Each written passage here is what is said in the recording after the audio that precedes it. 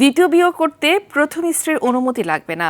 হাইকোর্টের এমন রায় সম্প্রতি গণমাধ্যম সহ সোশ্যাল মিডিয়ায় বেশ মুখরোচক খবর প্রকাশিত হচ্ছে, যা জনমনে বিভ্রান্তি সহ নতুন করে তৈরি করেছে আলোচনা।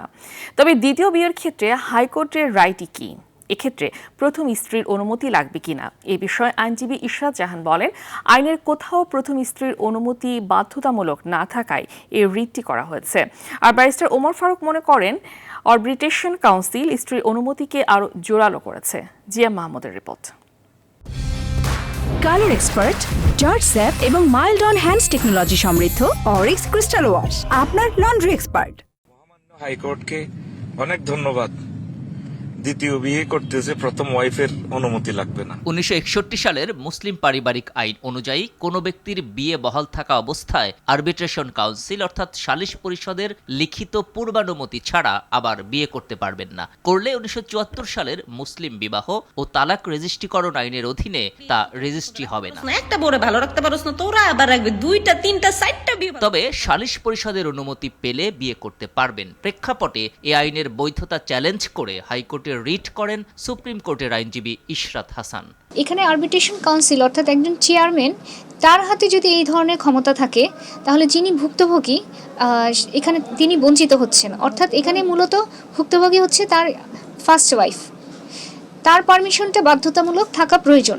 রিটের প্রাথমিক শুনানির পর রুল জারি করে হাইকোর্ট, আর চূড়ান্ত শুনানি শেষে গত বছরের 20 আগস্ট তা খারিজ করে রায় দেয় আদালত। ফলে ডিসেম্বরে আগের আইনি বহাল রেখে পূর্ণাঙ্গ রায় প্রকাশ হয়, যে বিষয়টি ভিন্নভাবে উপস্থাপিত হয়ে এখন আলোচনার তুঙ্গে।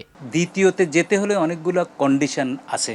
অ্যাপ্লিকেশন শুনানির পরে যদি কাউন্সিল মনে করে যে তার দ্বিতীয় বিবাহ জাস্টিফাইড এবং যদি প্রথম ওয়াইফ যদি এটা জাস্টিফিকেশনের পক্ষে মতও দেয়, দেন গো ফর সেকেন্ড বিয়া। আর এখানে রুল অ্যাবসলিউটের মতো যে এই প্রচারণা চালাচ্ছে, আমি বা জানি না আলটেরিয়ার মোটিভে এই প্রচার চালাচ্ছে কিনা। 1961 সালের মুসলিম পারিবারিক আইন অনুযায়ী স্ত্রীর অনুমতির বিষয়টি বরং জোরালো বলে মনে করেন এই আইনজীবী। বাংলাদেশের যে নারীরা প্রত্যন্ত অঞ্চলে আছেন, যে যেখানে আছেন, আপনাদেরকে শুধু আশ্বস্ত করতে চাই, আইনটা আগের মতোই আছে, আপনার পারমিশন কোনো না কোনোভাবে লাগবেই। তবে ইশরাত হাসান দাবি করেন, বহু বছর ধরে অনেকে ভুল ব্যাখ্যা দিচ্ছিলেন যে দ্বিতীয় বিয়ের ক্ষেত্রে প্রথম স্ত্রীর অনুমতি লাগবে। আসলে আইনের কোথাও বিষয়টি বাধ্যতামূলক করা নেই। একাধিক যদি বিয়ে করে তাদের ক্ষেত্রে সমান অধিকার এবং সমান মর্যাদা নিশ্চিত করতে হবে।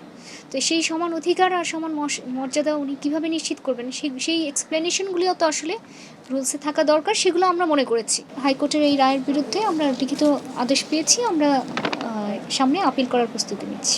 GM Mahmud, RTV, Dhaka.